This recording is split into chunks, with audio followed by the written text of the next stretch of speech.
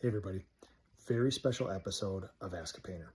I think in the almost 9 years of doing Ask a Painter, I've only had maybe one show that was not actually live, pre-recorded and then posted. This is number 2.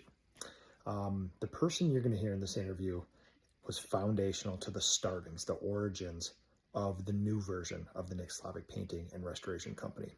Aaron was a young apprentice with me, super high speed. He had a special spark in him. I fostered it. He's an amazing human. He ended up leaving the company and going to start his own and couldn't be more proud of what he's doing. He recalled a time that I remember, but don't remember exactly, and certainly don't remember from his point of view. So enjoy this interview. It's very important to me, and it gives you a little insight into the foundations of what you know my painting company has now. Enjoy.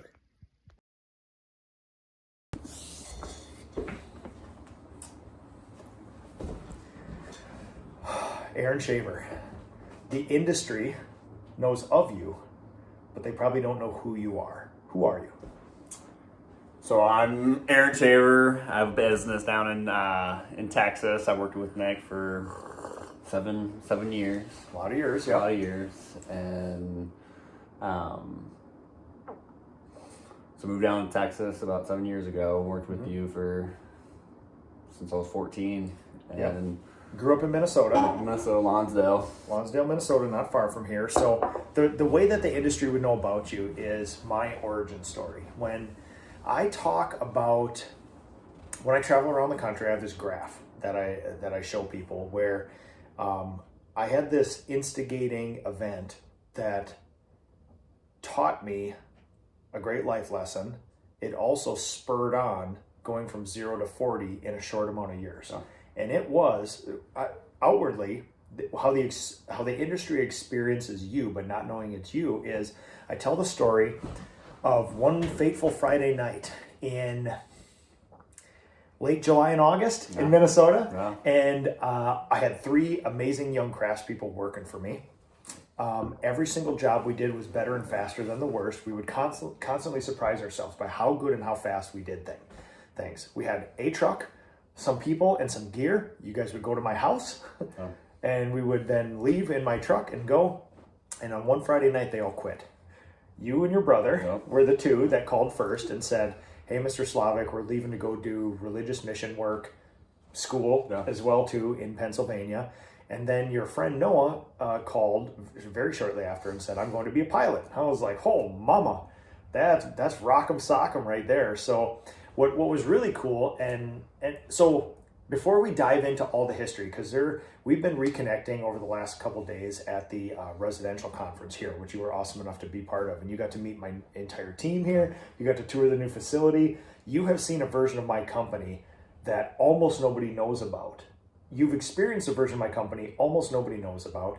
You've now seen this. So you have embedded knowledge of me and this company far beyond what most people do. Most people in the industry experience me as a $3 million residential repaint company, board chair of the PCA, Ask a Painter guy. None of this stuff really existed.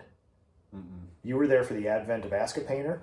Nobody knew what the PCA was, and we were just a little couple chucks and a couple trucks early on. So the purpose of this is obviously I love to connect this sort of thing. People know this origin story, but there's kind of like BC and AD. BC is all the time I spent before that fateful Friday night, and then everything that happened after it. So what I would like to do today is recount a lot of that stuff, hopefully fill in a lot of gaps. Also, open, honest, objective truth-telling on your end about what I was like, what the company was like, what we were doing, and things like that. So, I'm an open book. I've changed as a father, as a husband, as a leader, as a manager, and so I'll be really curious to see now what your experience was like early on. So, all right. So, grew up, fairly large family. How many brothers and sisters? There's 9 of us. There's 9 of you. Yep. Homeschooled? Yes, sir. Homeschooled. About what year did you and I first meet, and how did we meet? I was 14 when I started with you. and Nathan, my oldest brother, he started with you first. So I've employed 3 of your brothers. Yeah. In 3 shaver boys, Yeah. right? There's Jonathan, there's Nathan, and there's Aaron. Yep. You're Aaron. Yep. And so when we met, Nathan was working for me. Nathan was, and he was about to join the military. And Was Jonathan involved in the painting business? Jonathan was involved, but he wasn't there that one day that I helped him. Oh, with the okay. piano. So there was a time where Nathan and Jonathan were painting Yes. with me. Yep. Before you were only 14, little guy. And how did we first meet then? You needed help moving a piano, historic An piano. antique Yep. upright piano, which it did have a piece on the back, because I remember, because I eventually had to get rid of it. A cast iron piece heavier than a clawfoot tub that held all the wires. And tell the rest of the piano story. I forgot about this until this morning, actually. So we went and picked it up, Nick and my oldest brother and myself, and it was in your green 69 Dodge, swept side, an 69 old Dodge, antique yep. pickup truck. Yep. And we get in the truck, and you put me in the back to hold it. Yep. And there was a couple times where I was definitely... How did we get that upright piano into the back of the truck? It was us, and then the place that you got it, there was 2 other guys that helped us. And so we just hoisted that sucker into the back of a pickup, and that sucker was upright. I mean, this is a 5-foot tall, like player piano sort of thing. And did we have any ratchet straps? No, I was the ratchet. You were the ratchet strap. Yep. So, and then we had to move it from this person. Did we move it from a place in New Prague It was to my New house? Prague. It was a New Prague. Oh, thank God. Yeah, I remember. I think it was by because we drove down Main Street. We drove down Main Street. Oh, wow. That must have been a show. We turned, 14 years old back there. And you were holding the piano, because it was on wheels, right? Yep. Tiny little wheels. Yep. And then me and, was Nathan there too? Or Nathan just was you? there. Nathan, so me and Nathan must have been up front. You were there. And we took it to my farm? No, we took it to your house. Took it to my house? Took it to your house. Man, okay, it's my old historic house that is very hard to move things in and out of. We had steps, we had narrow doorways, and everything else. So. We did move it for down to your farm later on, but we moved it later to your on. house. Yep. So we had it there for a while. First impression of me, and you can be as honest as you want with all of this. So Nathan would always come back, and Jonathan would come back, and you were military ranger. Or airborne, and so that's always what I wanted to do. And I heard that you ran a good business. You're fair, you paid well, and Nathan was leaving to go on to the military. So that was a Friday night when we moved that piano. You looked at me, you paid me in cash. What did I pay you? I think it was like $100, man. It was for 20, 30 minutes, $100. And I do pay people well. Yeah. And then you basically looked at me and you said, would you like to work Monday? And I came back that following Monday. It was a Friday night. That was a short turnaround then. Yeah. Dang. I quit my job. And what were you doing? I was working in Montgomery. I was working at a... kind of like a natural farm, right? Farm, yeah. So doing a field work for like organic vegetables and interesting. Nice, man. Do you remember what I was paying your brothers at the time? I know it was good. I have tax records, but I don't recall. So yeah. So describe as much as you remember about your first weeks or months with me. And let's put a year to it. Sure. What roundabout what years are we talking about here? I started my business in 2007. I want to say 16 or 17 was when you guys all quit on a Friday night. So it had to have been 3-4 years prior to that. Yeah. Maybe 3-4 years. So we might be talking 2012, 2013, somewhere around there. I think so. Okay. Yeah, give or take a year. That's about there. So yeah, describe that first period, impressions, takeaways, things like that. The first job was that yellow house that we actually talked about, that historic. That was your first job? That was my first job. Okay, I'll take a quick sideline, and then we'll get back to that. So, a most amazing couple ever that we got to work for. They owned this beautiful late 1800s cottage out in the middle of the farm country here. And they had just bought it, they wanted to completely restore the inside and the outside. They let me pick the colors, pick the finishes. There was an antique tin ceiling. There was a clawfoot tub we painted. They had historic cabinets, new cabinets, stain, varnish, enamel work, beadboard. We did stair treads. We did, I mean, literally there wasn't a piece. We were refinishing lighting fixtures for this person. And so we did to this house, it was legitimately a This Old House style thing where they let me pick the 3 colors of goldenrod yellow for the outside, very historic color scheme. And we worked with some restoration carpenters, 2 great dudes out of Henderson, Minnesota. And we lovingly restored the inside and the outside of this place and parked ourselves there for a long time doing that. And that was also the first place that Ask a Painter Live was ever broadcast from. So a lot of things happened in these years. So your first project was that, which is one of my favorite projects in my 32-year career of doing this. Facebook had come up with a thing called Live. Yeah, I remember you doing it on that job. Then the PCA, which I was just getting involved with, I had a friend who was the education guy, Chris Shank, and they needed content for the PCA. So they said, we should have you do like a walkthrough of a job site in the style of This Old House. And so what they would do on This Old House is they would start outside and they would walk through and they'd talk to the tradespeople. They'd show some specific things, but it was a sequence and things like this. I did exactly that, and it was an absolute hit and everybody loved it. And so I guess I didn't realize that was your first job site ever. Yeah. It only goes downhill from there. Yeah. They're never going to get a better job site than that. Yeah. Okay, impressions of that first job site. It was a lot of sanding. I remember being outside and Those old clappers, man, were sanding everything. Yeah, we scraped, there must have been about 400 pounds of paint chips off that sucker, man. And we massaged that thing back to health, and that was probably one of the best exterior paint jobs this company's ever done. We hammered that thing. That was so much fun. Slathered on oil primer, filled everything, 2 coats of premium acrylic right over the top, everything by hand, just hammering. And that was a very remembrance of you is like, I have so much respect for you. No. And I think the reason why I have so much respect for you is because you built this business, but you were in the field with us. There was not a time that you were not doing it, or oh no, I was tip of the spear. Yeah. It was it, and you can confirm or deny, but there was never anything I ever asked you guys to do that I couldn't do myself. Yep, lead the charge. If there was 40 work, I did the first patch and then handed it off. That's how we did it. So, yeah. How was I as a manager?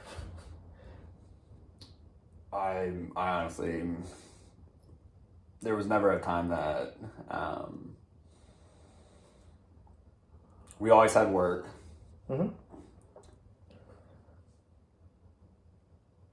I think you're better than any other manager I have been a part of. You ran a very tight ship. Yes, very tight ship. I think that's a very kind way of saying that. I'm pretty hyper vigilant, dude, especially at that time where it used to be a lot of stern looks, a lot of very direct short sentences. And, my impression of when I used to operate in that capacity was work. Yeah.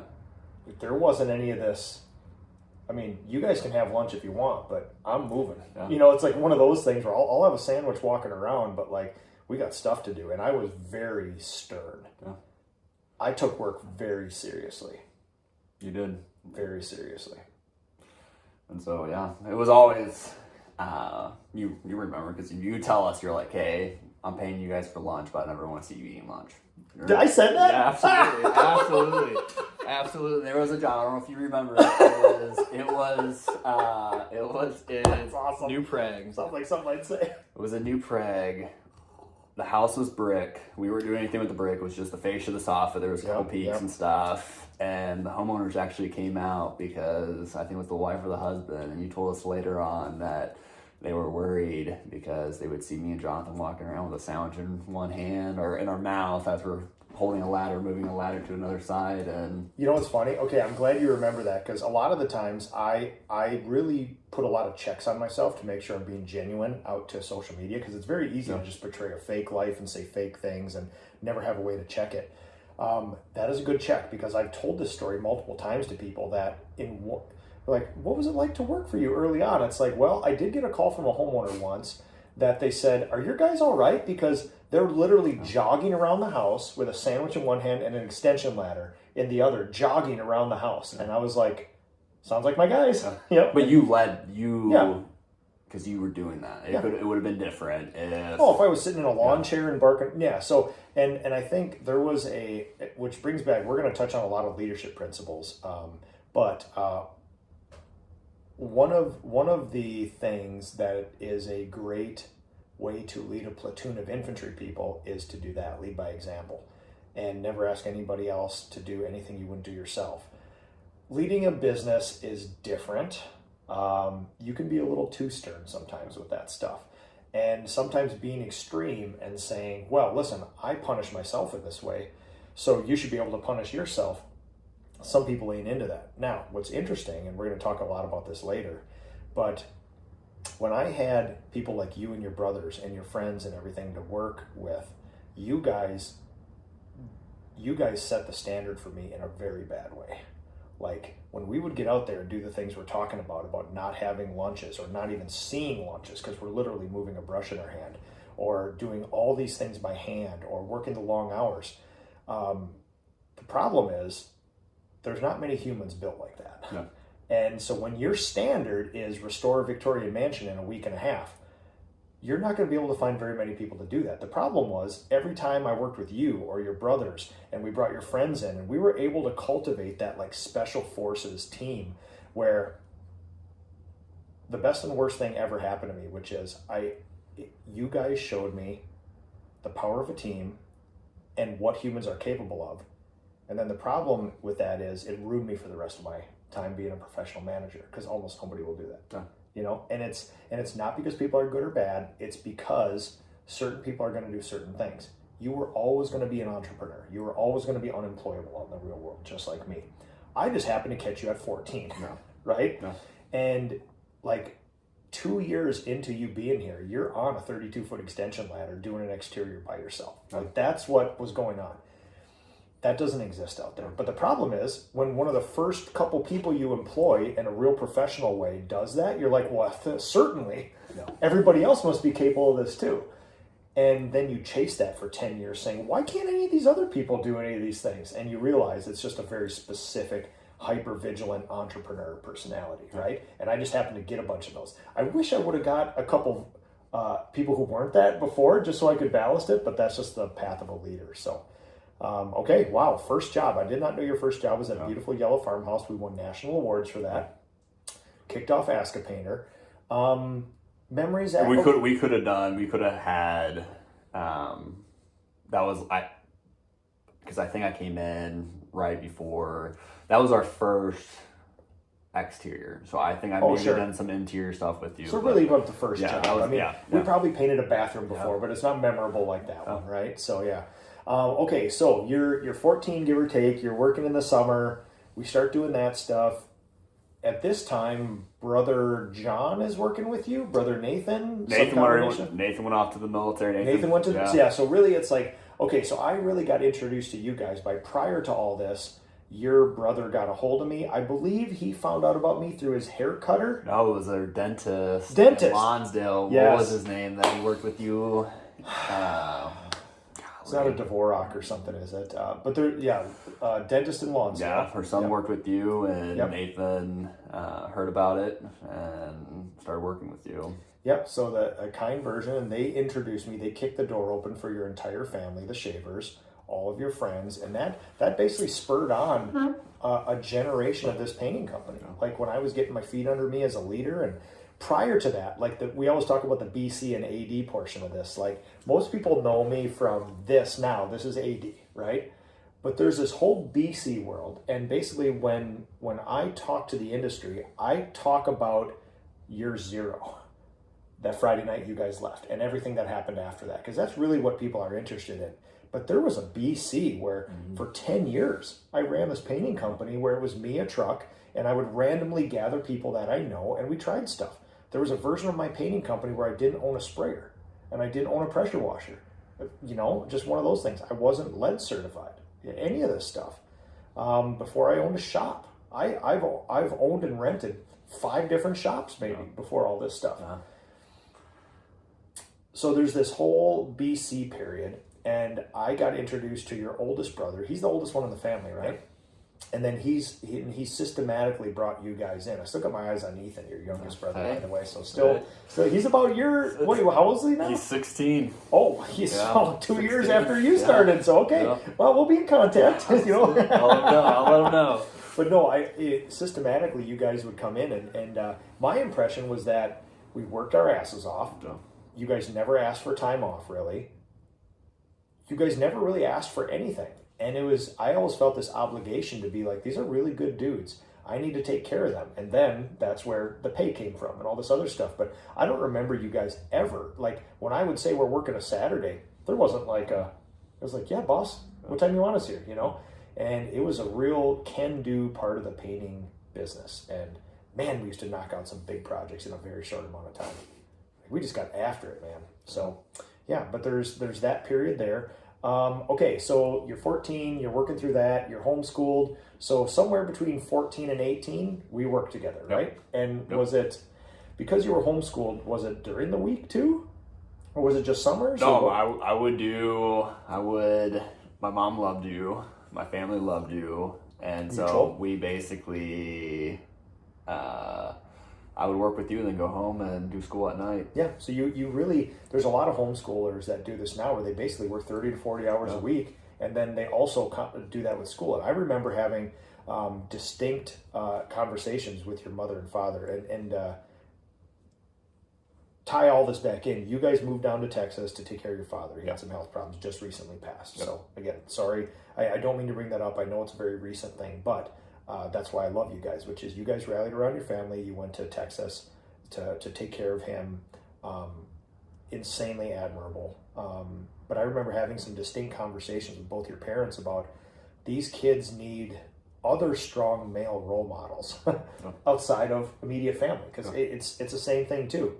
When your father tells you to do something, it's different than somebody outside of the family who you deeply respect. So your parents were very intentional about, we need to find business owners, we need to find craftspeople, we need to find like people who are involved in the community, family men, things like that. And so I felt this great obligation. I was like, what your mom was asking me to do, I was like, well, I thought this was just a painting job. Like I got this obligation to be like a surrogate, like uncle of these guys now. So, and it was a great thing. But yeah, so you had a schedule between about 14 and 18 where you basically worked full time, and you worked right through the winters and everything, right? And so between 14 and 18, it was kind of you and John? Me and John, yeah. We had Micah Gilbertson. Gilbertson, yep. Still follow him online. Love following him. He was before, I think he was before Noah. Yep. And then we had.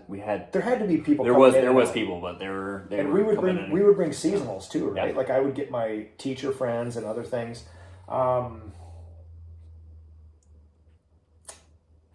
Anybody else notable that I might have not have remembered during that period? Adam Larson was when I started. Oh yeah, the teacher in town here. Yeah, he was. Love working with him. Yep.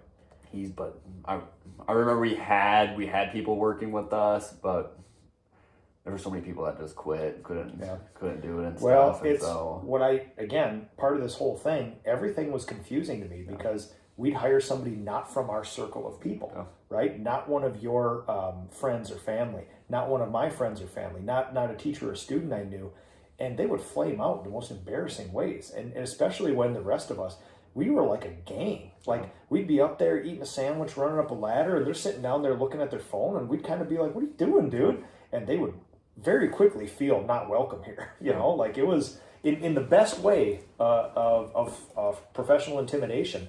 We really made a lot of people not feel welcome that just didn't have an interest in working, which I don't see as a bad thing. I mean, it probably could have done it a little more professionally, but because at that point, we probably important to say, Did you have a standard operating procedure when you started here?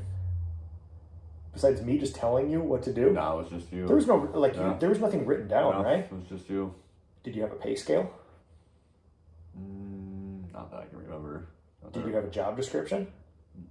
Did I do any job costing?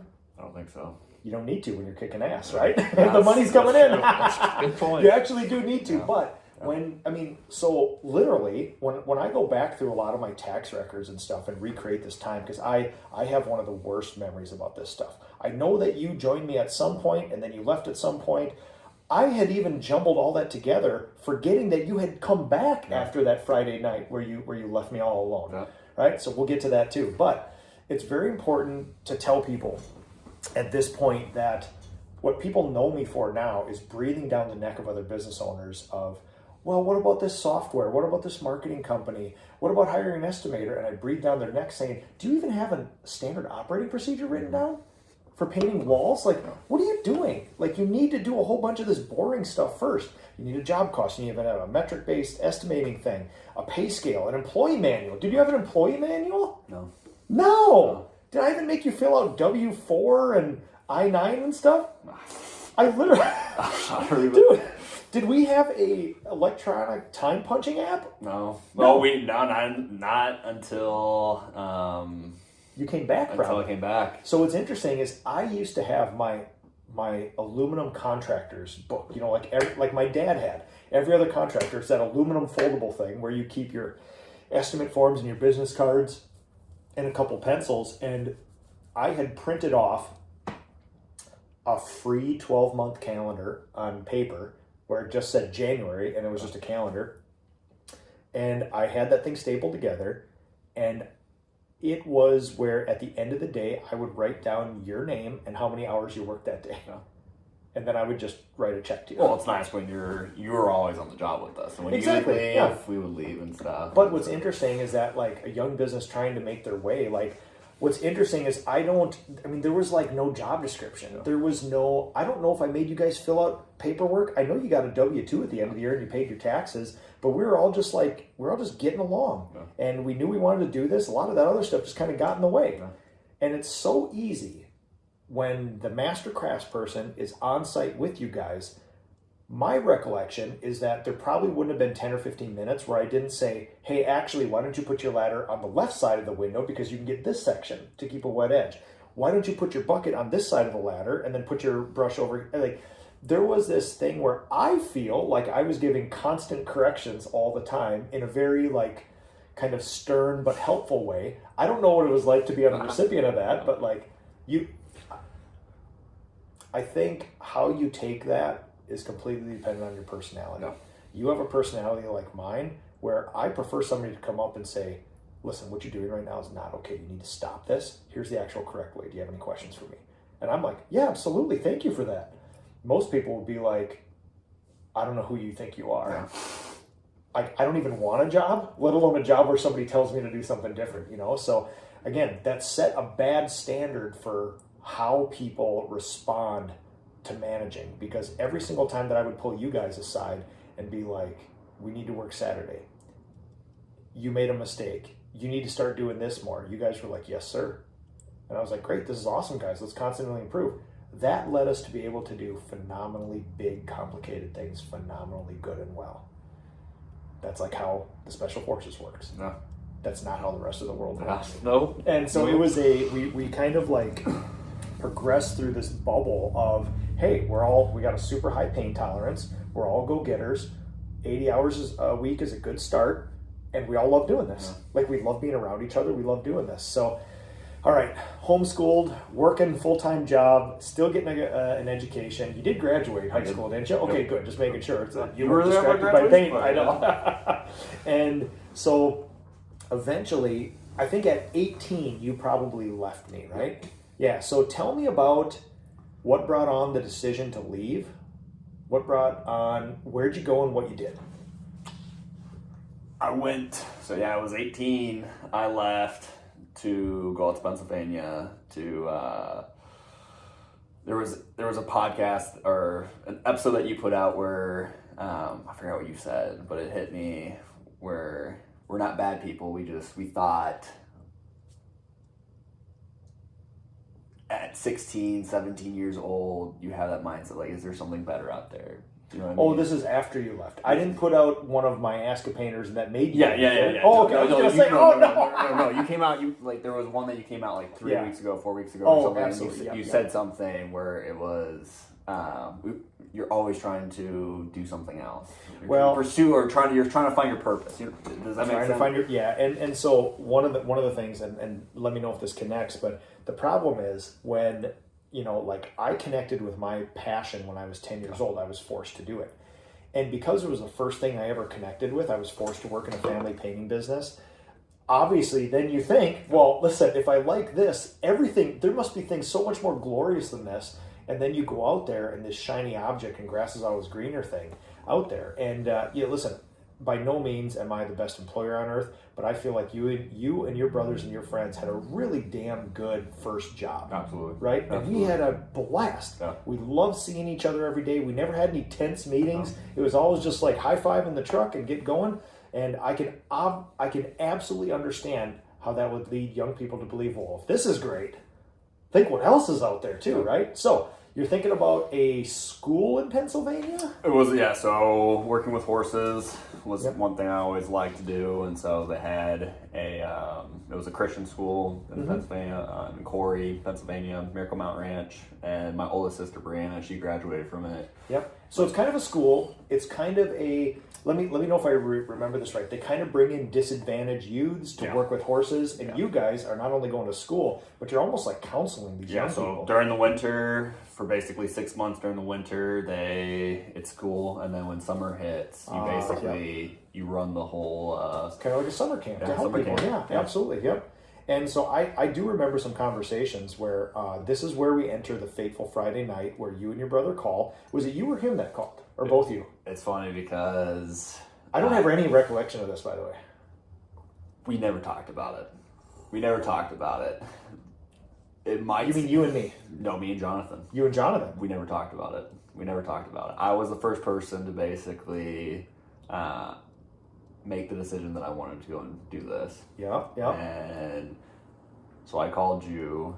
Jonathan comes down to my room and we're talking. I told him, I was like, hey man, I told Nick that I'm leaving. I'm going to Pennsylvania. And he's like, oh, okay. And then a couple minutes later, he calls you and tells you that he's leaving. Oh my God. Okay, so this is... I'm glad we're doing this. Noah, me and Jonathan, we never talked about it. This is the part of my memory that's bad. I had this memory of you guys calling me as a unit. So you guys both called. Yeah, I called you first and then Jonathan called. And it was basically, I was sitting, I called you, we talked on the phone. Yeah. And you said like, hey, I'm going to support you and whatever you want to do. And then Jonathan came down and we were talking and I told him that I was going to be leaving and going to Pennsylvania, and I actually did tell Jonathan. I was like, you better not leave Nick. And he's like, oh no, I won't. And then he immediately picked up the phone. Yep. And then, so that following... Okay, so now this is where I want to make sure that I have an accurate representation. Then my recollection was that Noah left as well. Yeah, that Friday night too. That Friday night. Okay, because I was hoping I wasn't conflating the two Shaver boys calling separately with Noah, but I seem to remember Noah. So actually, and he could have called you before we did. Yeah, so really on that Friday night, I got 3 calls from all 3 of my employees basically saying they're leaving, and Noah went to go be a pilot. Yep. Is he a pilot? I feel like he's a pilot, right? Yeah, because he wanted to fly mission trips down to South America, I believe. And I believe, I still see posts from him. I love following that guy. I still think he's involved in aviation. I think he became a pilot, too. I think so. Yeah. Okay. I don't have to tell you how bad of a night that was for me, right?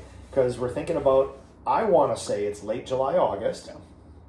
Yeah. So you had graduated high school. I went to your graduation party. We worked through the summer.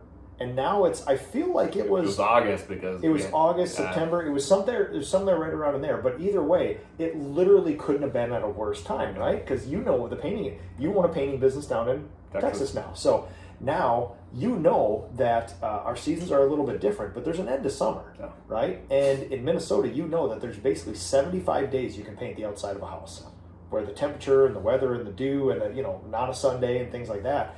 And I'm looking at my 3 special forces soldiers and the rest of summer, and now I'm looking at these 20 houses that have to get painted, and I got nobody to do it with. So I seem to recall first saying, obviously I support you guys, this is great. Literally, I'm like crying on the other end of the phone. What the hell's going on? I lost my entire workforce. Am I an idiot? Am I stupid? Like, now I'm thinking about my clients, this to-do list, this paper to-do list that I have to do. And I seem to recall you guys coming over to my deck. Yeah, because I was like, oh man, we gotta like, guys, we can't do this over the phone. We need to like get together and do this, right? So I seem to recall, was it even the same night? It was the same night. It was the same, okay, all right, my memory wasn't that bad. Because I remember this be like, you guys were very self-conscious about leaving. And I think that you, now in hindsight, were probably very self-conscious because you felt like you maybe made your brother leave too. Yeah. So you guys came over and we made a plan to finish out the summer, right? And I had even called the principal of this school or the commandant of this school. And I was like, dude, listen, I don't know when school starts, but I need these guys. Like, you got to give me till September or something. Like, you got to like work with me. And I remember being very unsatisfied with the call because he's like, listen, man, we are a school and we start on this date. And I was trying anything in my entrepreneur mind to like, can I give me your curriculum? I'll teach them for a month. You know, like I'll do the thing. You tell me what I need to do. If I need to take him to church, if I need to do this, like just I need September. Like I need September is like the go-to. It's the second busiest month in Minnesota or upper Midwest. So then we left her in August because in the middle of August you graduate and then the new students come in at the end of August. So then you would I think you guys were good enough to be like, okay, we'll stay as long as we can, but the school kind of did say like, listen, man, this is about the best, like this is when it starts. There's not a lot of leeway. So, and I understood that too. So what's really interesting is that this picks up after the year 0. That Friday night, I would consider one of the most formative nights of my professional life, where if anybody's ever been to a master's class, you've heard me recount this tale of my 3 people left me in one night, and I decided if 3 people are going to leave me, because evidently I can't control this. Like, I didn't tell you guys to do this. I can't stop you from doing it. And in the end, I was pissed at you guys. But I was also insanely proud of you. Because if you were going to work as the cleanup boy at a movie theater 21 hours a week instead of doing this with me, I would have thought a lot less of you guys. I thought I knew you guys better. I thought you guys were about a mutual mission of doing amazing things, capturing your purpose in life, like seeing how much humans can accomplish, you know, pushing each other, a team. And if you went to go clean up movie theaters for 20 hours a week, I would have thought, I did not think very well of it, you know? I failed them. But what you did was go on to something that, you know, I higher calling, something like that. It was an education purpose. It's a servant leader thing. It's in a part of the country you guys probably haven't gone before, except that you had a sister. You know, so it's like new stuff, pushing yourself, schooling, all this other stuff. And I laid there in my bed that night and I just thought, like, this is the craziest bunch of feelings I've ever felt in my life because I love these dudes. I'm so proud of them, but I am pissed off right now. Like, I thought I was on my way to something. This is great. It's a super profitable form of business. I had everything cooking right. I was doing just the right amount of estimates, no marketing, everything else. It's like, this is awesome. And that's the thing where I laid in bed and I said, this is very unhealthy. But what I said is, if the universe is going to do this to me, have 3 people leave and leave me in this position. What did not happen is I didn't teach them everything I know, and then they started a competing painting business. That's what the proverbial story is, right? Everybody's afraid to train painters because you guys are going to start up shaver painting in New Prague and then steal all my work and do all the thing, you know, but that didn't happen. That's how the movie and the storybook goes, right? But in real life, it's way more weird and squishy. And a very unhealthy way that I dealt with this, that ended up being very successful but unhealthy, is I was going to show the universe, right? If 3 people can leave you at any time, either your entire workforce or the majority can leave you at any time, I'm going to grow to 40 people so that if 3 people leave me, it's going to be bad, but it doesn't materially change my life. So I went out and grew a business out of vengeance. I was shaking my fist at the universe. or God or whoever else, you think is all control of this stuff. I was like, I'm going to show this universe. You do this to me, now it's revenge time.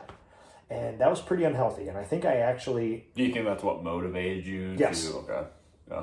Yes. Same thing. You have experience with my father that a lot of other people have only heard about. Yeah. I started this business in revenge to that. Yeah.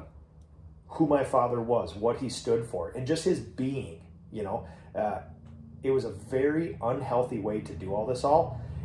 The outward effect is Nick is successful, he's growing a great business, but if it's not on a solid foundation, like a healthy foundation, eventually you're called to account for that eventually. And I believe that happened probably in the last 2 to 3 years finally, where I made peace with, you can't revenge your way through growing a family.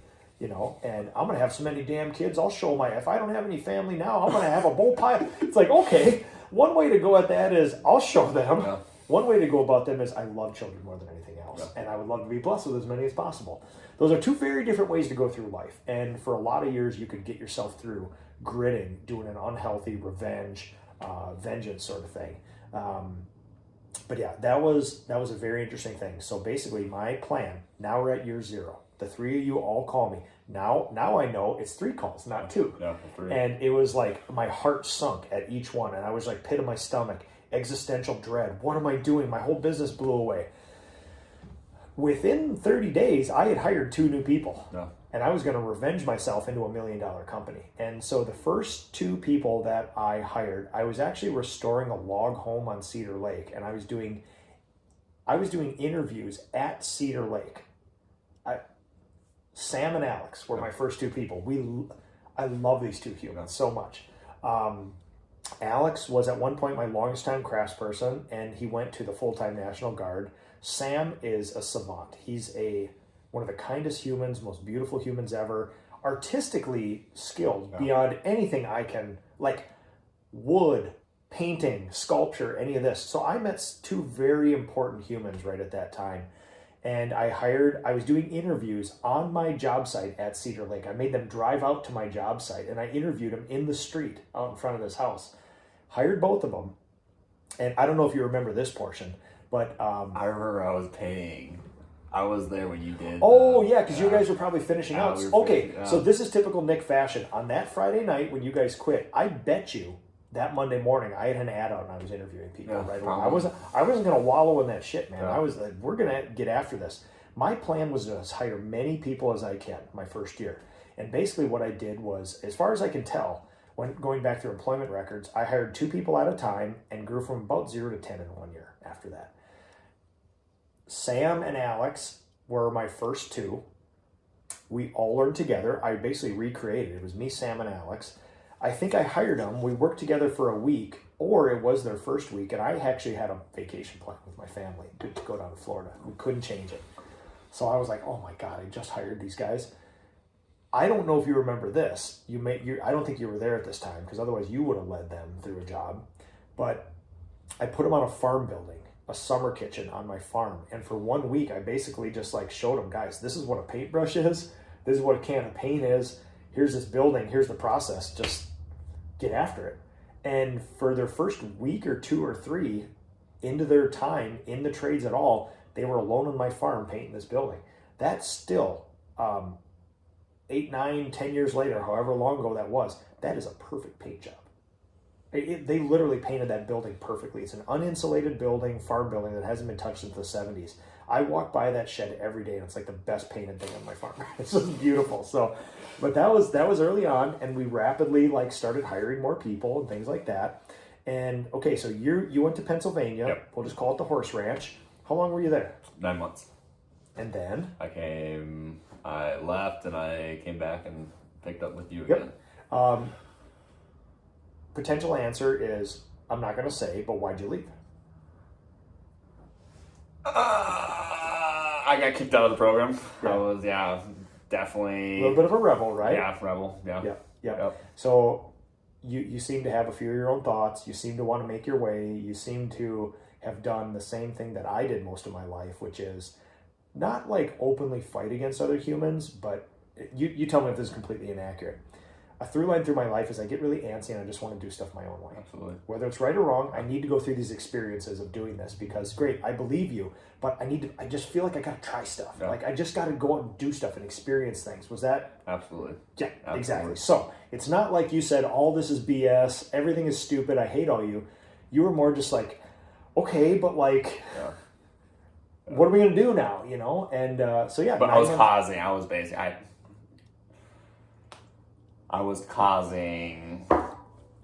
absolutely should have been kicked out. But like you weren't beating up kids in the parking lot. It came to the point where you did not want to be there. So it was basically whatever. Like I did stuff out there I should have done, but it was not hurting anyone else. It was basically hurting myself, and I wasn't holding up to the standards that they had. But there's ways of like, and part of this is like, well, I got strung out on drugs. I stayed up all night. I partied. I got some people pregnant. I got tattoos. And part of it might have been I listened to music that they didn't listen to. Yeah. And, I mean, I don't want people to think that you had your Rumspringer out there. And all of a sudden you're... No. But so for that strict rubric and the very specific thing they did, you just were a different puzzle piece. Yeah. Yep. And you knew that very quickly. And then so one of the biggest things that I had just conflated all this time, you would imagine my brain was busy with things at this point, going from 0 to 10 in 1 year. So what I completely forgot was that you came back then. Yep. I know all the memories that you have there, but I just conflated that into BC when really you had a little BC and you had a little AD. No.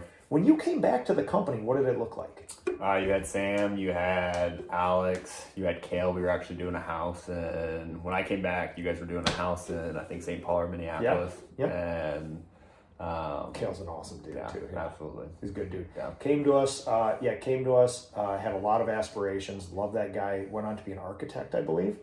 Yeah. We went to his wedding. Great dude. Great dude. Very long story short, the place that he had his wedding, this historic building in Minneapolis with this crazy 1800s ballroom on the third or fourth or fifth floor. We actually were just there this summer doing an estimate for some water damage in there. Really? I had these great memories of all of us sitting there at Kale's wedding, and it was just awesome. So at that point, there was a bunch of us there. We had a bunch of seasonals. We had Kale, we had Alex, we had Sam. You came back. And what was it like, man? What was it like re-entering where there's like 3 other humans where you guys used to be? They were trained well. You can bet they were trained well. They were definitely trained well. Because I think it was when I came back, Marsha was not even here. Nope. I think the only people that were, it was Alex, myself, and Kale. And then, I don't remember if you remember Nate Weber. Okay, yeah. These are the things that I'm having you here for, because all of these memories are in my head, and it takes certain things to unlock them, and you're the one to unlock them. So it was only us at that time, and I just remember you told us there was multiple times that you're basically going to make this huge, and you would always tell us like, hey, just stick it out and stuff. Mm-hmm. And it was not probably 3-4 weeks after I came back is when you just went on that hiring thing and hired so many people. Was it winter that I did that, or was that no? Because 9 months would have been into summer then. Yeah, summer. So I went on a tear. So this is one of the most famous experiments I've ever done, where I think I hired like an additional somewhere between 8 and 12 people, all seasonals. Well, some meant to be full time but didn't make it. And then I ran somewhere between 15 and 20 people for one summer by myself. Oh. And I relied on a lot of you guys to basically split you up, do some stuff. We were doing church restorations with a 120-foot lift and just throwing new guys on them after a little training and like just doing the thing. So this was the proverbial cowboy phase. So we had a couple wagons, we had a couple cowboys, we had a couple trained people, we had a whole bunch of families with us. We're heading west. We're getting to the frontier. We don't really know what's going on. And my promise to you guys was we are going to make a city. Yeah. Like, we're going to make Salt Lake City. Yeah. We're going to make San Francisco, but we're not there yet. Yeah. And we're in a bunch of clothes. We haven't showered in a while. We have no idea what's ahead of us, but that way is the way to go. And so that's the Wagons West era of what we were doing, which is we needed to be cowboys and firefighters, and we needed to work 100 hours a week and just do miraculous things and constantly put out fires. And yeah, so tell me more. After, so you worked that winter, right? Worked that winter, and then hiring tear. Yeah, and then it was probably chaotic, right? During that summer when we had all these crazy people here. Man, I loved it. Okay, well. Yes, but we're both entrepreneurs. I didn't think it was. I couldn't imagine what, because like when people think of that, they're like, well, how many people did you have? Were you working 20 hours a week? You had us. We could work as many hours as we wanted to. We had Still can. Yeah, we had so much work. We had so much work and stuff. Oh yeah, you never. No, listen, and so this is why, like, I have a hard time empathizing with some young business owners, because they'll be like, hey, listen, man, I got one helper and we're dead half the year. It's like, I wish I could tell you that, but we had like 15 people and we still did. I had never marketed, and there was just like. Jobs were coming out of the woodwork, you know, and we still never finished everything. We still had 20 jobs get held over every damn year. So I'm not saying people are stupid. It's just I have a hard time putting myself back in that era, because the thing that always worked for me and us was that I had such strong ties to the community, and we took such good care of people. It always created the next job for us. And I had been in business for a lot of years at that point. By the time you guys came around, I was in business for 8-10 years. 7, 8, 9, 10 years. So yeah, it did. Yeah. Okay, so more. What happened after that? So yeah, I came back. It was Kale, Alex, Sam, myself, Hell of a group of guys. Couple other guys, and then I didn't feel like it. We were hustling. We were going fast. We were knocking shit out. But when we got Jonathan, my brother, he graduated from the program. Him and Kanan, they both graduated. Yep. And 2 studs. Yeah. Yep. And I felt like as soon as we and they graduated from the Pennsylvania program. Oh, I didn't know Kanan was part of that too. Yeah. Okay, yeah. That's where I first met Kanan. And had John worked for me prior to this? Yes. Yeah, because he had done some because he had just done random stuff like that too, right? And then, sorry. John and you both left. He went there. He stuck it out through the whole program. Sorry. And Nate was already in the military at this point, your other brother. So then John and Kanan were both connected. Kanan's from New York. Yep. Did they know each other prior to that school? Nope. Oh, that's where Kanan came from. Yeah. Okay, so after that. So, went to Pennsylvania for their graduation. Me and Kanan were best friends at the program when I was there. You got kicked out. And went back. One person got kicked out. Yeah, probably. I hear you. And Kanan, he was trying to, he was big into snowboarding, skateboarding. Yeah, absolutely. Because Jonathan was already going to come back. Sneak in a little bit. You're coming off frame. Yeah, there you go. He was already going to, Jonathan was already going to come back and work with you. Yep.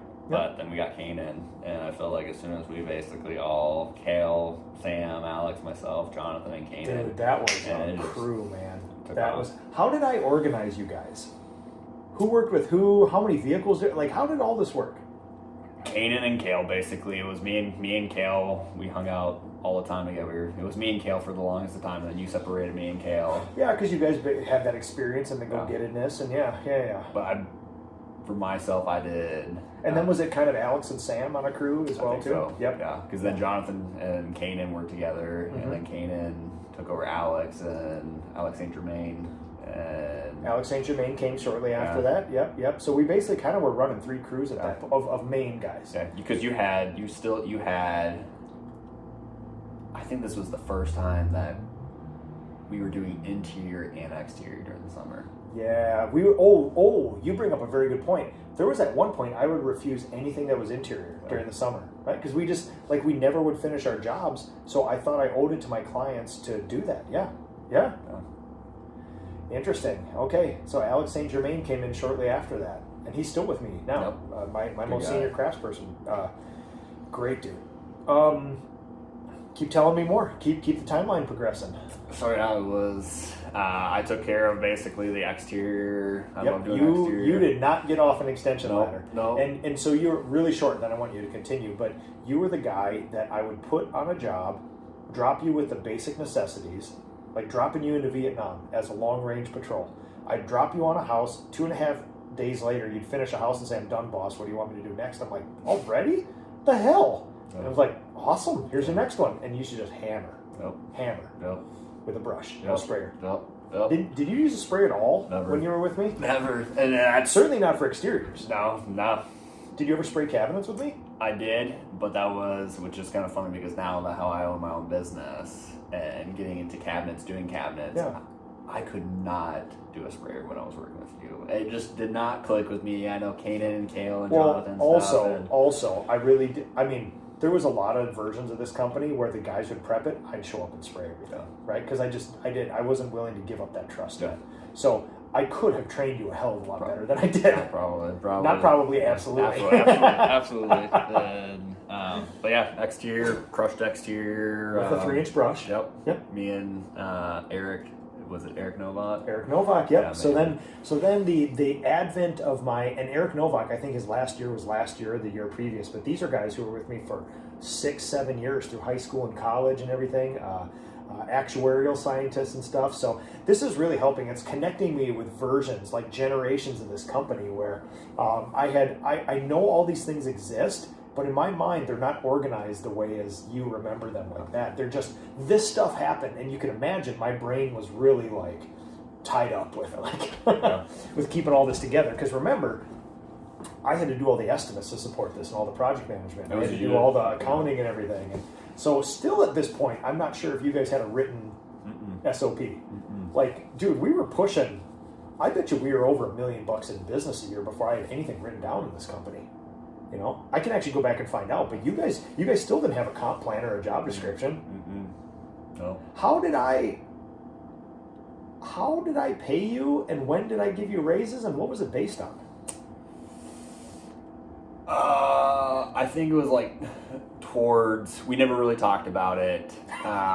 We never really talked about it until I came back from Pennsylvania and my last 18, 19, so 2 more years I worked with you. Those 2 years you started sitting down and you were basically, it was job site visits where you would sit us down and you're like, hey, this is what you're making right now. Where do you see yourself in a couple of years? So that was a shock for me. That was a shock for me, for you to basically show up. Like Nick's all corporate now. Yep. And when we actually talked about pay instead of me just. Well, you paid us every week. And, Yep. And how did I give you raises? Because I definitely didn't keep you at the same rate, from 14 to 8. So was there any rhyme or reason, or what was it?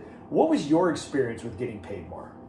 I think just performance. I think it was just... When did you feel like every 3 months or 1 year or 2 years? Like, what was your experience with getting raises? How much were they and about what interval were they, if you can remember? When I started with you, I think I was making... It was way more than what I was making, because I was making like $8 at that, which is crazy. At the ranch? At that ranch. At that in Montgomery. And then you switched over. I think you were going to pay me, I think it was like $15 or $16.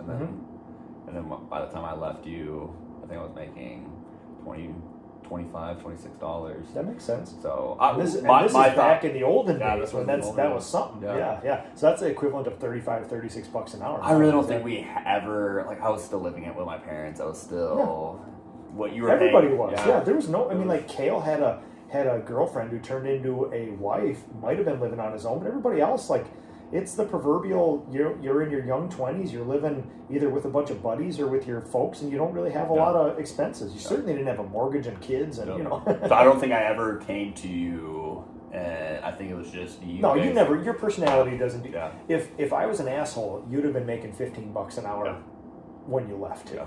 Like, that's how people abuse good humans like that. And I felt that obligation. Not only I would have felt that obligation regardless, but you guys were so good.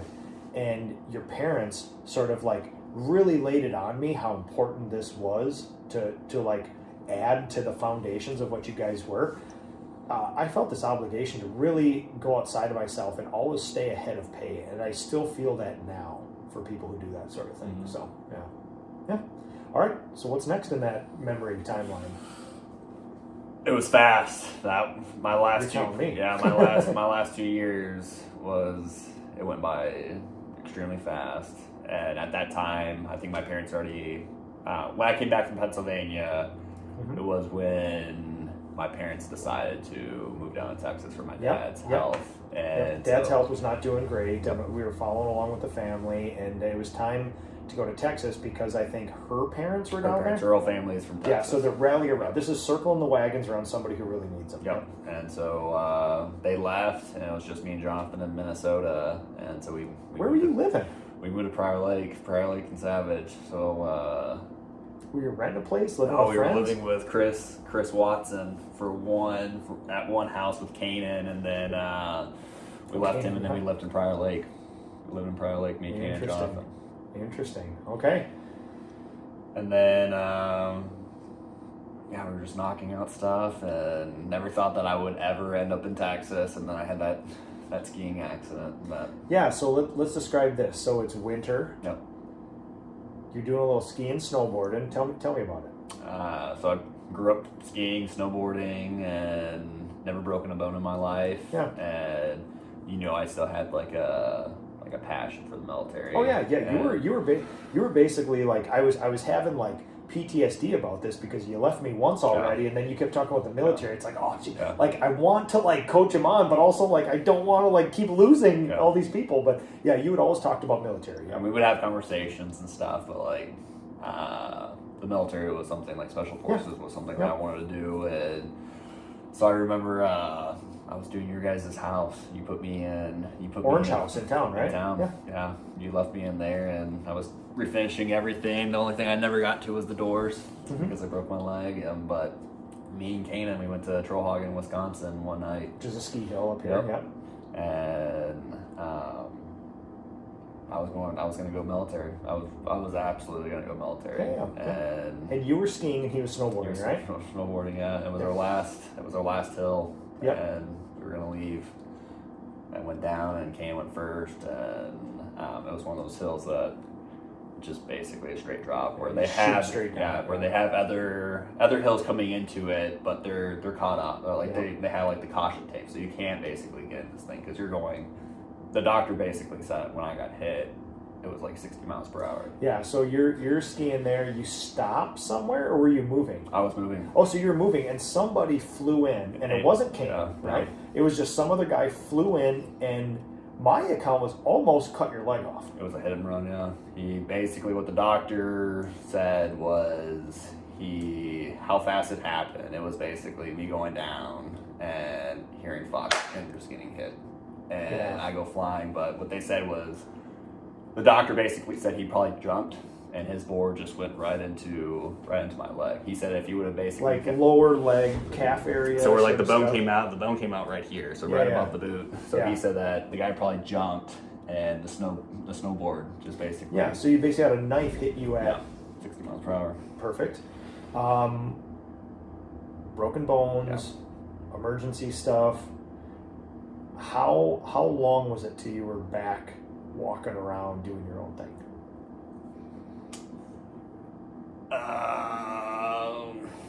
I think I stayed in Minnesota for like 2 more months after that happened.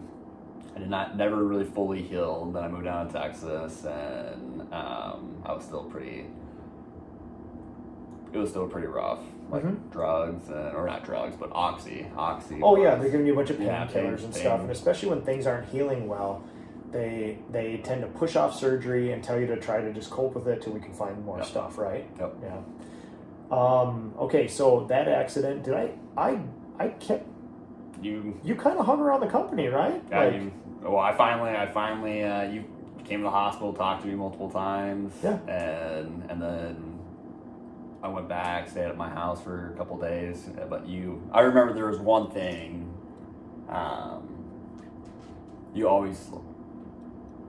You could have basically was just like, hey, we were never a number to you.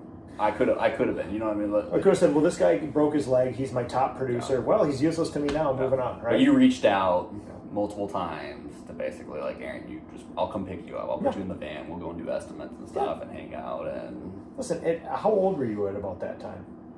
I was 20.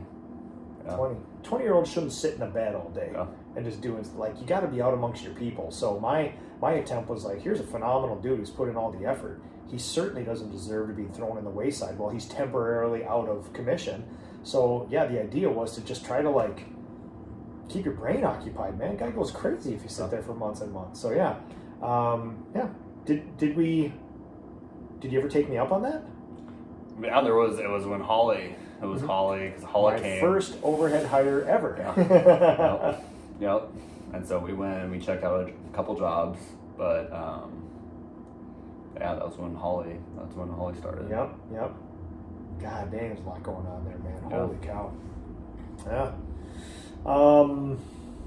Was there any new faces around the company at this time? There was quite a bit, a lot of people. Who was full time year round? Did we have Alex St. Germain was Alex still and rocking. Sam, Yeah. right? Kanan, Kale, Kale. John? Yep. John was still rocking. Who else was around at this time? Do you remember any specific names? Alex St. Germain. Alex St. Germain would have been here. Asha. Asha would have been here. Holy mama. Tina. Yep, absolutely. Yep. You had quite a few people, man. Yeah. But that's just people that, and then we had people under those people also. Oh yeah, we had apprentices, we had seasonals, we had all this and that. Yeah, lots of faces there. Yeah, holy cow, man. Yeah. Okay, then moved down to Texas. Yeah. Moved down to Texas. Then what'd you do? When I moved down to Texas, I started working for my uncle, and he has a landscape business in Texas, and which was kind of I messed up my leg even more because when I moved down to Texas, I was still on crutches, and my uncle took me out onto a job when I first showed up, and the experience that I had with you and how we just don't mess around. I just remember him. He had probably 10 to 15 guys on this crew, and I showed up, and it was not good. And he asked me, he's like, Aaron, what's your opinion? What would you do? And I was like, fire them all. So was it guys like bad morale? Just bad morale, just like people, like as soon as as soon as my uncle would leave the job, they just started messing around, and so there wasn't a lot of accountability. There wasn't a lot, I get you. And so my uncle asked me, he's like, what would you do? And I told him I'd fire them all and start over. And that was on a Friday night. We were in San Antonio, and Sunday, I was still on crutches. Sunday he called me and he said that he fired everyone, and Jesus. I'll basically see you Monday. And Holy so mama. I got off beyond crutches probably way too soon. Yeah. Way too soon. But then that summer I re-broke the leg that I broke on a job. One specific thing? Oh, like jumping off of a truck? No, I had a trencher run over my leg. Oh, Jesus, man. Which was my God. A blessing because if you would have saw me, I was limping around all the time. Like the doctors basically told me, Aaron, you're gonna have a desk job. You're like military, being active. They just like gave up on you? Yeah. So another incident in your life,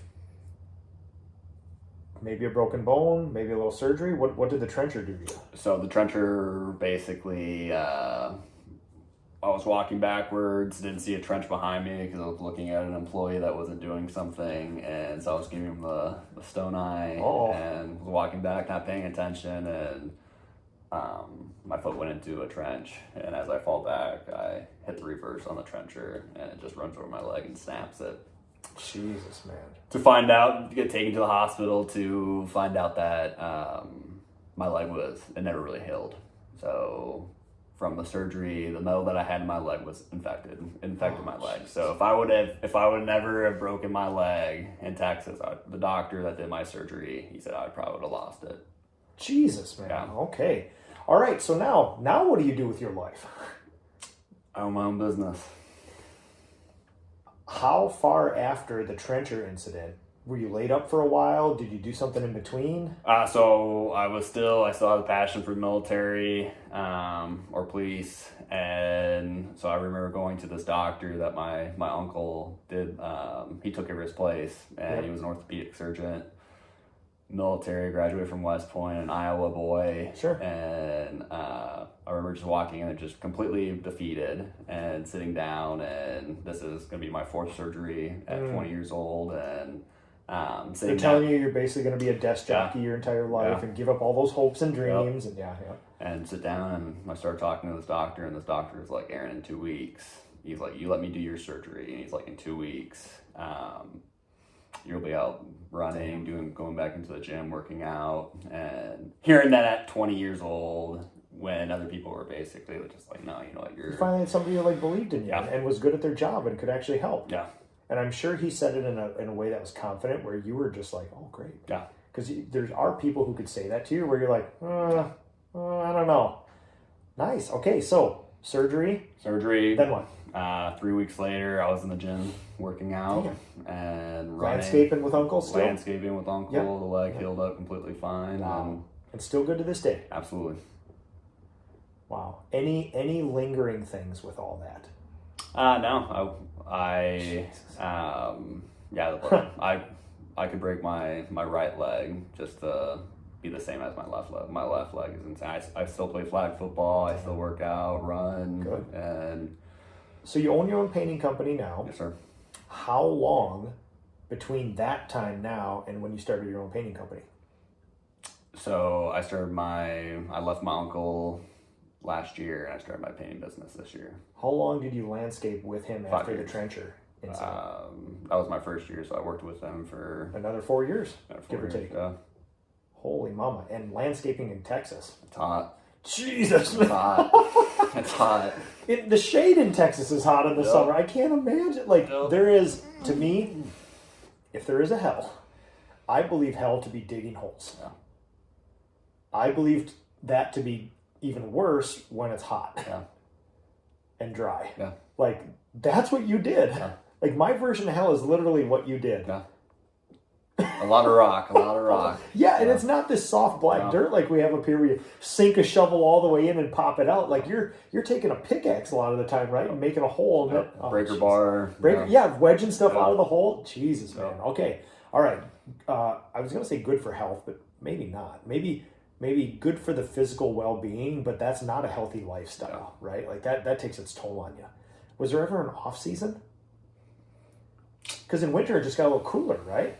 He basically, small town, he basically dominated. He still dominates his. Yeah. So he's always got work. Yeah, he always had work. Yeah, so there's no down. Like in Minnesota, you physically can't landscape because the ground is frozen. But down there, winter's better. It actually cools off to what, 60, 70 during the day? Yeah. Maybe? Yeah. Okay, you guys will get snow every once in a while too, won't you? Once in a while. It doesn't last long. Now, I remember as a kid going through Arizona, and there was an ice storm, and I thought, this is the desert. What the hell's ice doing down here? But then, no, it's 2 hours later. Yep. So, okay, so you start your own painting company. Why? Because I think it finally hit me that I love painting. I love painting and being in Texas, and I don't know how we would say this, but the trades are so much different. Oh yeah, no. North. Absolutely, yep. And so culturally, they differ quite a bit across the United States. Yeah. Yep. So just seeing other businesses on these $1 million homes, and they're just slapping paint on and stuff, and it's just like, well, if they can do that, then I really don't have no problem. Well, because you have done this long enough in a very hardcore way, where the standards were insanely high. I know that you went down there and see paint jobs because of the way you were trained and the way you work. I knew you looked at them and said, standing on my head, I can do better than this, right? Yeah. Yeah. And that's why you started your own painting company. How long have you owned your company now? And this is my first year, so not even a year yet. Man. And you were here for the residential conference. Mm-hmm. That's where we email, we text, we do all this other stuff. Staying up with your job costing?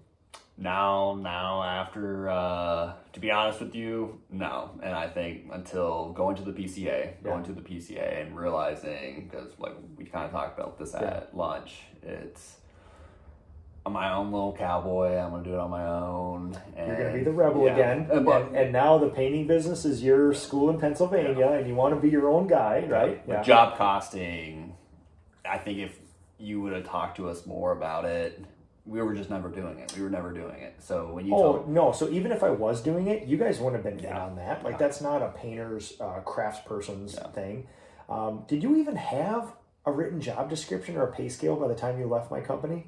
Right at like probably last year. Because I remember when I brought in the people like the Tinas and the Erics and things like that, we actually did have some documents and some training, like formalized I training. know you and Kel were working on basically coming up with like different,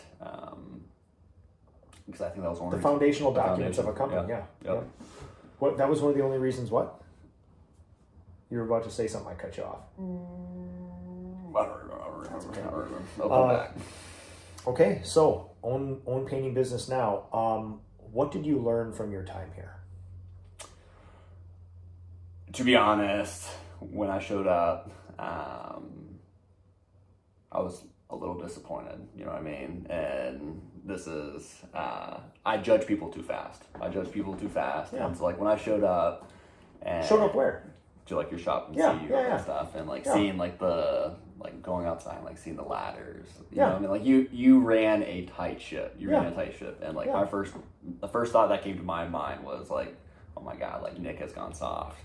Like because there's stacks of ladders out back. They're not neatly organized, right? They're just kind of jumbled around. And so it just judged too quick, and because we do like when we were working with you, like there was no two ways to do anything. No. There was one way, and it was hard, and it was fast, and it was good, and there was no second opinion, right? Yep. And so I was just like, man, like screw it. And that was on Wednesday. That was this Wednesday. So going to the PCA conference Thursday, I kind of went with the mindset of, I'll just go. Like there was multiple times where I was just like, man, I just don't want to go. Like, why not?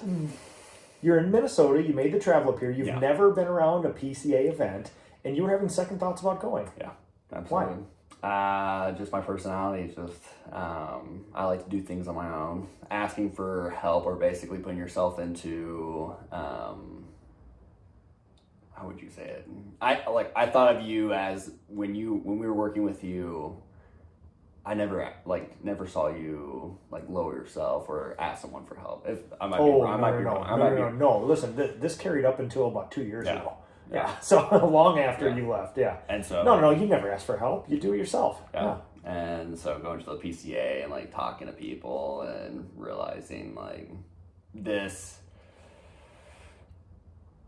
why struggle? Why try to come up with your own blueprint when you have someone in the industry or people that have struggled where you're at? Like why try to reinvent everything and do it the hard way when it all already exists, right? Especially when you have kids to feed. Yeah. And then when you got up there, man, and just saw the passion in you. Just saw the passion. I did 2 talks. One is about the habits of a leader in their team, and that was some new content for the industry. So what was your impression of that? I was blown away. Away. Yeah. So you showed up here and you thought I went soft. I did. To be honest. Yeah. And in what ways do you think I went soft? Did I let the standards get subverted? I don't think that. I think it's just you changing. My mindset, like right now, is basically like I want to have 40 W-2s. I want 40 W-2s, everyone, a family, and everybody slapping the sign above the doorway, the thing we talk about often. Yeah. When we were in the office, and you basically said like by I think next year you're going to have somewhat percentage of subcontractors, and that was just that's not what when I was working with you, the subcontractors was not. It was a family, and so I was just like, well, I will tell you this, interesting. I can say this to you because we're both entrepreneurs and now peers we've always been peers, but now we're real peers in the industry and we're in the trenches together.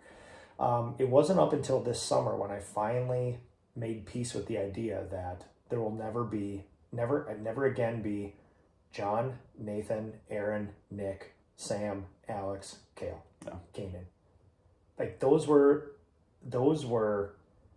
a series of the most special human beings that did something very special at a very special time when this business didn't have anything written down. It was cowboy style. It was an abandoned farm building. It was one truck. It was everybody banding together to form a little community, mutually rowing in the same direction. And it took me until this summer to realize that is an improper expectation because that was a special time with special people. And I have been so hard on so many people for so many years because they weren't you and them. And I have not treated people very well. because of that. But also, I've also never met people who as good as you guys. So there is this thing of like recalibrating expectations to what is sustainable, what is stable, what makes people happy, what accomplishes the needs of the business. We could have burned bright like 10 suns. I could have kept my expectations as high as what I set them with you, but I would have 2 people working in this company right now. No. And they would be working real hard. Now, they'd be painters making over 120 grand a year, but they've been working real hard, and I'd be painting still, which isn't a bad thing. But I know that I love this craft more than anything, and I want as many people to experience it. I want as many Aarons and Ashas and Nate Hutzels and all these people who have gone through the company to go on to create these beautiful little businesses in the style of which we were exceptionalism, right? I love that. But I set my expectations way too high. I would make the argument that I didn't know anything else. I mean, imagine your first job was with a guy who gave a shit and took care of you guys. My first set of employees were the greatest human beings on earth. And it's very hard to gather that many humans all at once again. So we have that now, but what I can't do is get 75 errands. That doesn't exist. Yeah. There's not enough of that at the same time at this time here. So I've had to make peace with the idea that this will probably never be a 75-person W-2 company with 30 vehicles and a big shop where everybody slaps a sign over. What this company might end up being is 15 special forces soldiers like we're building right now. And it may be a whole bunch of trade partners, then it may be a whole bunch of part-timers, and it may be a whole bunch of referrals and connections. And now we have a more agile sort of thing. It's like if the U.S. Special Forces joined up with the French Foreign Legion.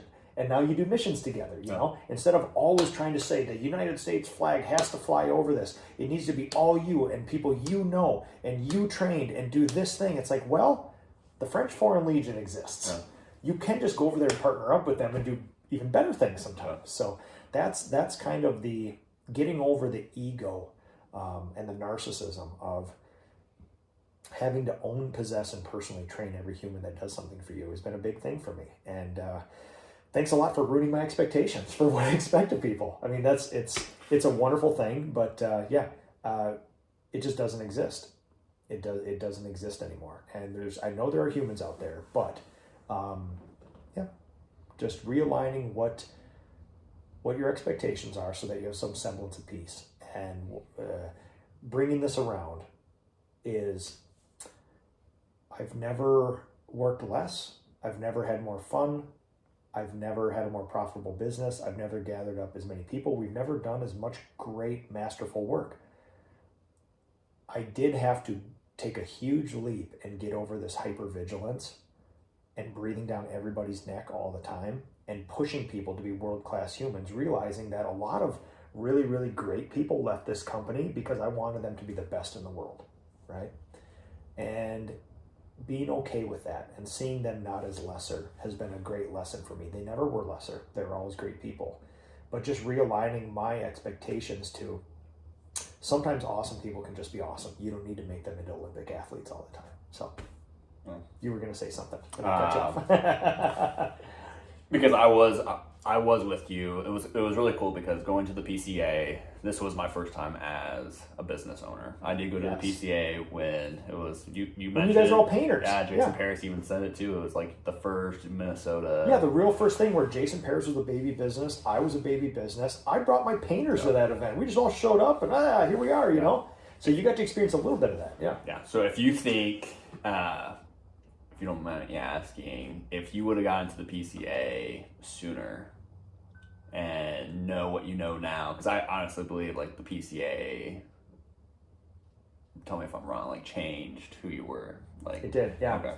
So, and this is always I don't want to call it like a foolish game. It's a great mental exercise, but you can't attach any regret to it, right? If I were to go back and do all this over again, if I went back to the year zero, that fateful night when you three left, what I would have done is I now can recognize humans for who they are better and what their potential skills are. And I could have taken all those names that I mentioned. We probably would have said Aaron, John, Kale, Kanan, that first group of guys, I probably would have all made you estimators and project managers and grew the shit out of this thing. because I knew you guys were just like special forces team. You would lower your head and run through a brick wall for this company. Yeah. And there's not many people who will ever do that in life. So I would have recognized that, seen you guys as these 21-year-old unpolished gems, and I would have said, I'm going to pay the shit out of you guys. You got to stay here long enough so I can teach you management, you know? Because just being a hard worker doesn't make you a great estimator. It can actually be worse. It doesn't make you a good project manager. It can actually make you worse. You need to be a sophisticated operative who knows how to meter their time and connect with human and listen and ask questions and all this other stuff. And if I could go back now, I would put you guys in a special little training program, and I would all make leaders out of you. Pay the shit out of you to keep you around long enough so I can teach you, because we're fighting an uphill battle at that point, which is you knuckleheads are all 21. Yeah. In order to be a good project manager or estimator or even manager of other people, I mean, you got to get somewhere into your 30s, unless you have an exceptional life, where you start a family. You love, you lost, you've managed other humans, you've set the proper expectations for them, like you've been involved in community groups, you've done certain things that just make you wise and able to lead humans. There's very few people in their 20s that combine enough of those life experiences to make them a truly good manager. So the big challenge would have been, I saw you guys as entrepreneurs, business owners, leaders, but it would have taken 7 to 10 years to get you guys the experience, you know, of that, to make you really good managers. So yeah, I would harness that. I would harness that more. Now, having said that, there's also being a pilot and religious mission trips and things that would have probably taken you guys away too. So, but no, it would be really fun to do these thought experiments where I take my core 4, maybe you and a brother, maybe Kale, maybe Kanan, make 2 of you estimators, 2 of you project managers, get 8 subcontracting crews and just rocket this thing to the moon. That would have been a fun thing. But also could have been a complete disaster. You guys were all 21. You might have just disappeared. You know, some girl bats her eyes at you guys, and you're wandering off into a damn cornfield. You know, it's like there is also that. So, but no, in all of these things, I say this where I've had a lot of regret for a lot of years about like what could have been, and then you realize I would never be the business owner, the manager, the leader, the human, the father, the husband, the citizen I am now if I hadn't had these experiences. And you don't want to say you have to burn some relationships and burn some experiences to get there, but you have to go through them. I mean, for God's sakes, I was 25 and I was forced to start my own business, leave my own father, right? And I had the maelstrom of, I literally got married a couple months before I started my own business. My father didn't show up to my own wedding, which is a surprise. We started this thing. I started taking on people. We had a baby shortly thereafter. My wife was a teacher. We knew we were going to have a big family. All of these things are just like, you know, there were family issues. There were all sorts of this stuff. I had a mortgage to pay for. And there was so much going on. It was hard. I was going to say it's hard to be present. I wasn't present for 15 years. There's no way you could have. You're thinking about all the things that need to be done, thinking about the responsibility of ushering you and all your friends through this young stage of life and hopefully holding on to you long enough to do fun things together and being a good citizen, being on the Economic Development Authority, being a father and a husband, and like, Jesus, man, you want to talk about an empty gas tank. If I had 6 gas tanks, I'd still not have enough, you know? But you have to do a certain amount of those things to appreciate what you have now.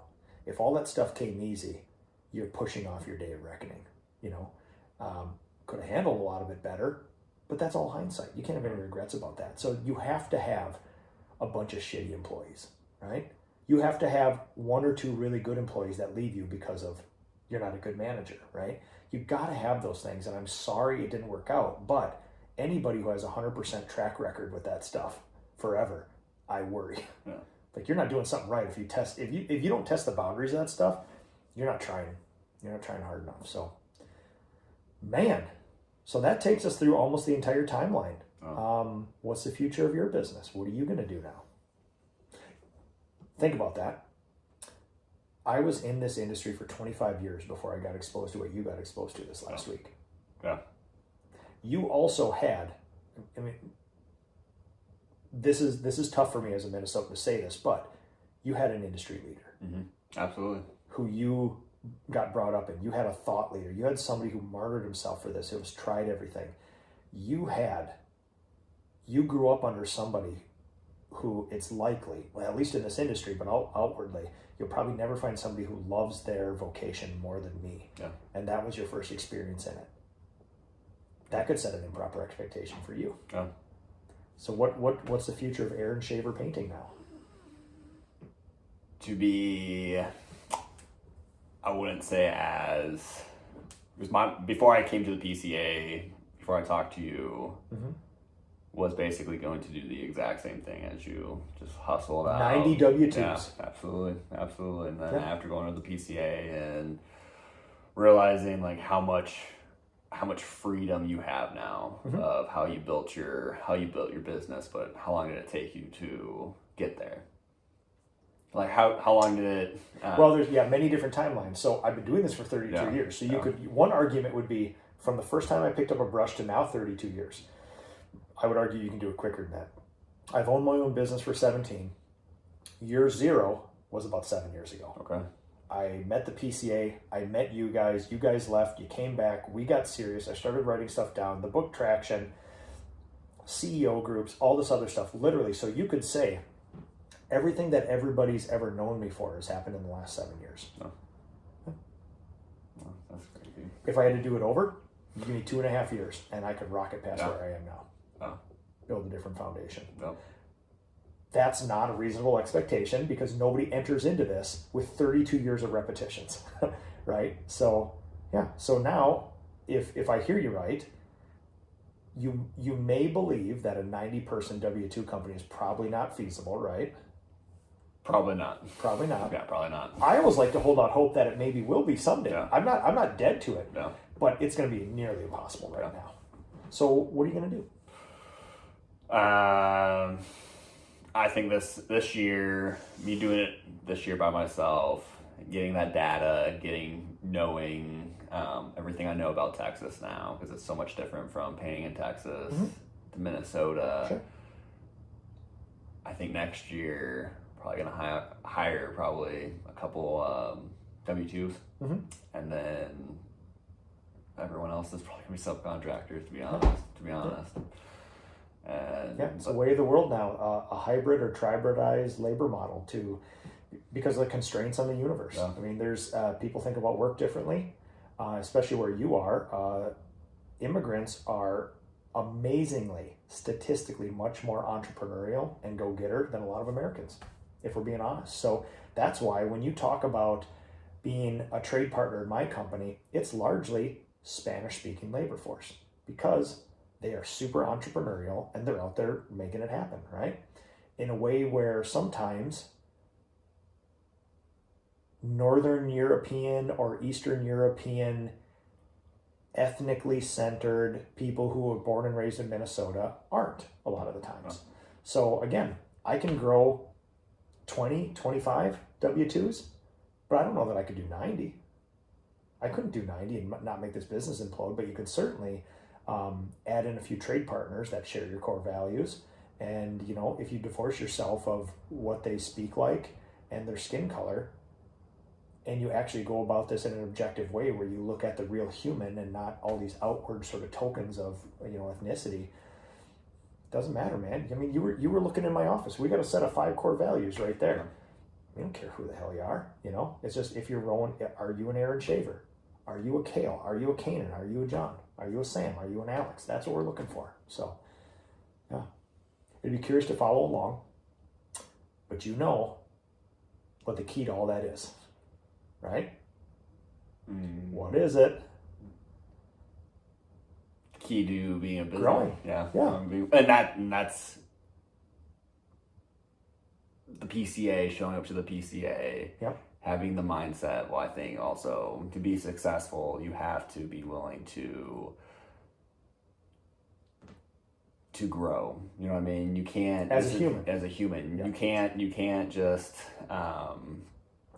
it's my way or the highway. You have to at the end of the day, it's your business. You can do whatever you want and stuff, but you have. But there's consequences for being.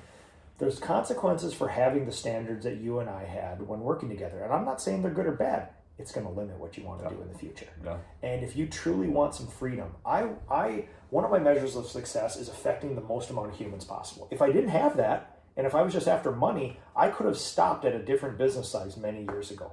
I love the W-2s we have now, the trade partners we have, the leadership team. I love working with these humans. I love teaching them the things that I know. I love learning from them, right? I could have a lot less people around and make the same amount of money, but that wouldn't fulfill the goal of surrounding myself with awesome people. So again, as leaders, we need to understand, if your standard is a 99 out of 100 every time and $225 of revenue production, you're gonna have a very small business, right? But if you gather 40 people together that all do $75 of revenue production an hour, all of a sudden you have done way past what 1 or 2 Olympic athletes can do, right? A team will always beat the individual. And you know, the key to all this is that unsexy, mundane stuff.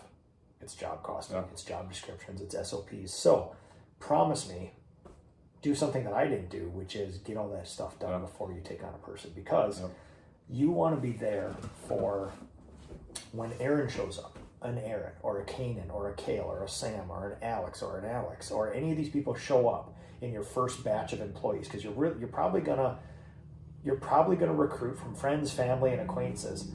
Try not to burn as many of those as I did. Actually have a professional business. Have your job costing in line so that when you sprinkle in your Kanan in there, you can see how it affects job costing. And instead of just screaming at people because jobs take slower, actually look at the profitability of it. Promise? Absolutely. All right, I'm going to hold you accountable. Absolutely. I'm going to hold you accountable. So, all right, last thing I'm going to ask you, other impressions of the PCA conference. You've never been around the PCA. You've certainly never been around the people in the PCA. You've never been to an event. What was your impression of the events this last week in Minneapolis? It was a family. Yeah, it was a family. Yeah, it's amazing. Yeah, like no one, you could walk up to anyone and basically have a conversation about your business, and no one. I'm struggling with this. Can you help me? Yeah. What do you want, a spreadsheet? Of course, give me your email, right? Yeah. Same thing. Moose painting man. Well, I forgot what his name. Christian Manhart. Yeah. My greatest dude. He makes you want to get a little closer to him. He's like a hot burning sun that you just want to like. Him and his wife Jessica are just like some of the most electric humans I've ever met. So you just want to get closer to them and do stuff. Yep. Yeah. Yep. Inspiring humans, right? You and Jason, Jason Harris too. Yeah. So yeah, it's exciting to have all sorts of craziness in the industry, which is Christian and Jessica doing moose painting, single owner operator, huge influencer in the industry, arguably the biggest, real estate investing, and then you have Jason Paris, which is kind of the same thing, but in a much different way. Owns minority shares in 15 other businesses across the country, real estate holdings group, things like this. And they're all basically doing the same thing, which is they want time and money freedom.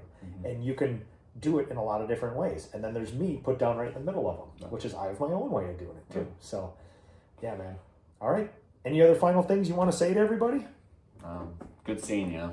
Likewise, man. Let's not be strangers. And I think this entire industry now will probably hold you accountable to the things that you've learned here. In your first year as a business owner, you got to encounter what I encountered only after 25 years. And remember, when we go to year 0, I had a pile of you guys already. And I didn't have any help from anybody, which is not good. This isn't a badge of honor. I didn't have anything written down. I was struggling through it. I could have taken care of you guys a lot better in a different way. The thing that held us together for so long was my love of you guys, our love of the craft, and my ability to tactically lead you guys. But there was no structure around any of us, right? If I would have sat you guys down and said, we're going to build a $3 million company, there's going to be a leadership team and this and that, I think a lot of people would have done different things, right? I wasn't smart enough to do that. So think about that when you go forth. You have the entire industry now that's willing to rally around you. And what a hack, man. What a hack. Yeah. No, you're not a hack. What a cheat code. I should say cheat code instead of hack. All right, man. Well, thanks, everybody. Appreciate you watching here. This was one of the most formative humans in my professional life. We lived through some interesting times together. I thought this was a very important thing for you guys to witness, because we talk about year 0. We talk about AD, all that. You bring in the BC, the early years, the things like that. You have filled in so many memory gaps over these last couple days, and then now it lives on for my kids to recount many years from now. So we probably could write a book, dude. Well, we might have to at the end of all this stuff. So we did cowboy stuff for a lot of years. And you're in your cowboy phase now. Yep. In Texas, like Yep. a cowboy. Yep. So, Like a cowboy. all right, everybody. Thanks for watching. Special day for all of us, and we all got to hold this guy accountable now to growing a business the right way, in the vision of all what we do in the BCA. So, talk to you next week.